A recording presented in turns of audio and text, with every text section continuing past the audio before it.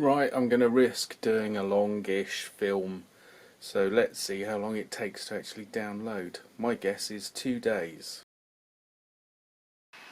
Oh look, at last a T34, the magnificent tank. I think there'll be a lot to say about this one. This is a 1/35th scale Tamiya model, and I believe it's a, here we are, 1943. Thank you for that comment, Kitty. 1943 version. Before we even get going, I'll just scan some of this box art, but it's worth pausing to consider the dates, the kind of chronology of a couple of tank designs of models that I've done or are coming up. So I recently did the Tiger tank, and you can consider that one to be based on a concept that kicked off in fact January 1937. So this is, the Tiger is 1937 thought process from the German military, whereas the T34, the concept seeded around about 1937. Did I say 1934? 1937 is the Tiger, and the T34, that's what I'm getting muddled up with, kicks off thought process wise in 1937. So you see two very different concepts being sort of played around with. The T34 comes out and gets out onto the battlefield pretty sharpish, and I think its first actions were in the east actually, but they sort of, the ripples head west when the Germans encounter it in around about, when is it, about 1941, when they're heading into Russia obviously. Meanwhile in Britain, the Crusader tank is from around about the same sort of period, and similar concept to the T34 in many respects, but not so well organised and not so well engineered. And that one's from, again, discussions start around about 1938. So you have this kind of step, these points that you go through. So when the Tiger finally rolls out, because it took a while to do, it's got the old-fashioned stepped armour, really no sloped stuff at all, and is a little bit lumbering in many respects.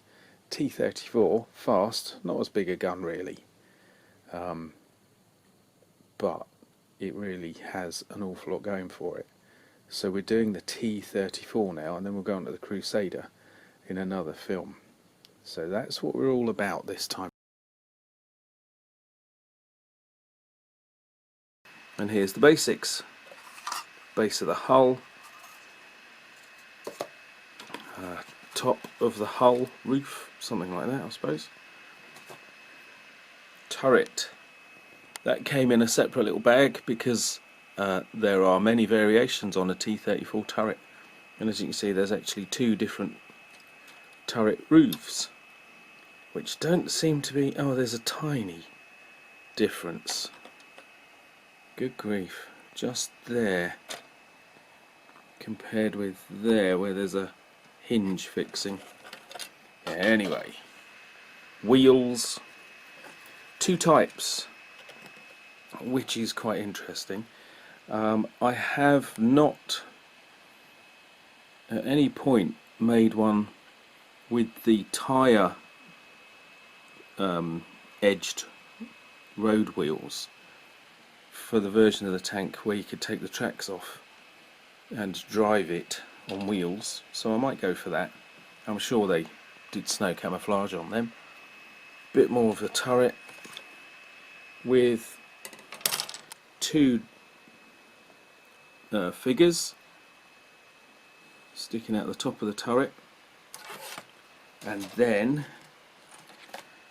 sort of bits in general, including two bits of baggage. It's the same, a shame they're exactly the same, could have done with a little bit of variation, and a driver. I'll turn the right way round, because you can have virtually all the hatches open on this one.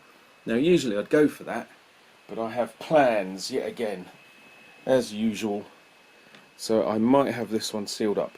Don't know. I don't know. The moment I said it, I thought better of it. More bits. Just bits, aren't they really, where tanks are concerned? And what's becoming increasingly wonderful, a soft plastic track. For all its faults, I'm getting too old for mucking around with little bits of track. This is real typical early Tamiya. Lots of big parts, all going together smoothly. I'm enjoying it, no problem there. Lots of things like little boxes added on to the... Oh! That was the tumble dryer taking over the world. And now the computer's making a duck sound. Can you hear that? Whatever. That's going to break.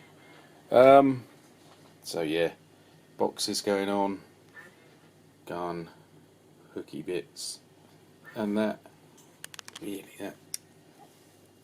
massive hatch, and colossally dense. I like that kind of thing. And the gun coming together, going into the turret, all just kind of clipped together, and bits of the hull. So the wheels that go on, they're being weathered at the moment. So obviously they will go on in the end. But anyway, there it is, moving along swiftly. I thought I'd better stop and show things as they are before they're not, and there's something else.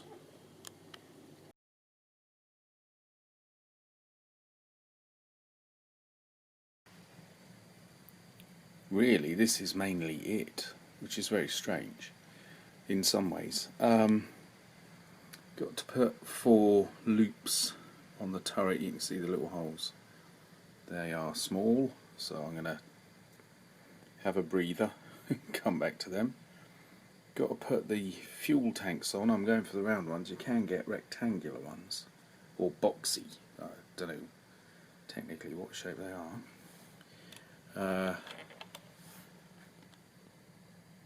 There are handrails that apparently were added a little later on. I always think they detract slightly from the very smooth features of this tank. And as I'm trying to go for the earlier version, the earliest version didn't have them, so we won't have them. Now at this point it's quite clear I've gone COVID stir crazy, because the computer's locked up. I'm doing everything on the camera and not downloading it until I get the computer sorted out. And obviously I've lost track completely. I should have the hatches down on the turret because I want to keep it simple, and I should use those old boxy fuel tanks if I want to make it as early as possible. But I haven't. So now what we're going to have is, eventually I'm going to flip the hatches down and then put sort of just fudge along really, because I'm completely bemused. It's funny what time does to you.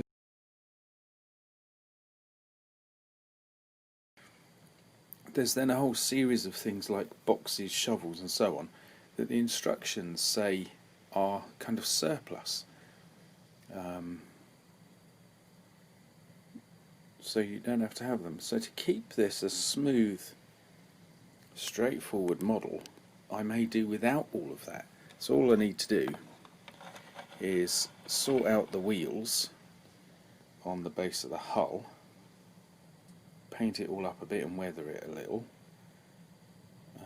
get the fuel tanks on, and then put the men in, and that will be it. So what I could do is say that's it at that point and end the film, and then do another film covering it in all the other junk. It might not be a bad idea. Now, nearly ready to put the lid on. Need to do a bit of weathering on the sort of wear on the metal. Ooh, mobile. See, bit of paintwork there. Needed. I don't want to go too far because I really disappointed myself on the Tiger tank. I'd done some great tyres and then I covered them all up with brown paint for mud. So not going to go too far on that. What you do have to do before you get the lid on is, oh goodness, there we go, is deal with that bit and the underside of that. So just some little bits to be done there, a little bit of weathering, and then that can go on. I love the fact that they still supply you with the metal rod, because as you can see from the batteries, all the old Tamiya models came with a little motor, and these things would drive around. Not anymore.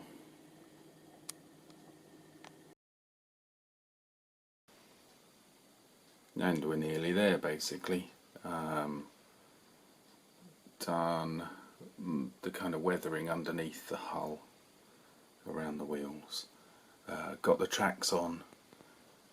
Done a bit of mud and bare metal on that.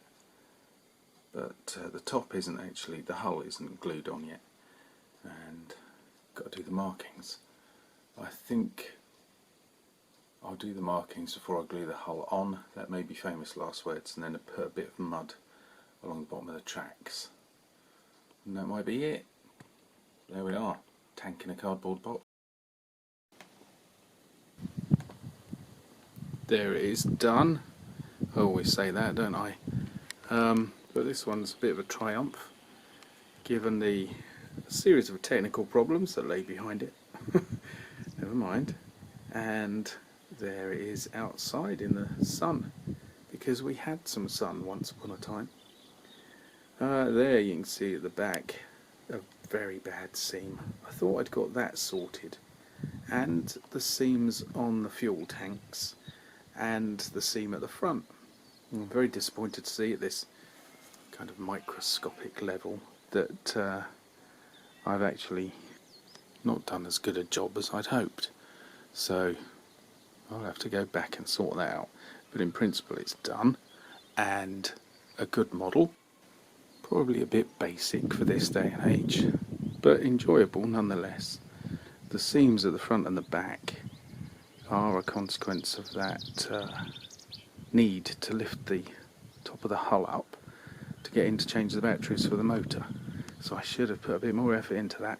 Found that problem before with Tamiya, early Tamiya tanks. So one to remember. Anyway, it looks alright from a distance, and it's an impressive tank. I really do rate this one highly, and its influence is just colossal. So, you know, well worth adding to the collection.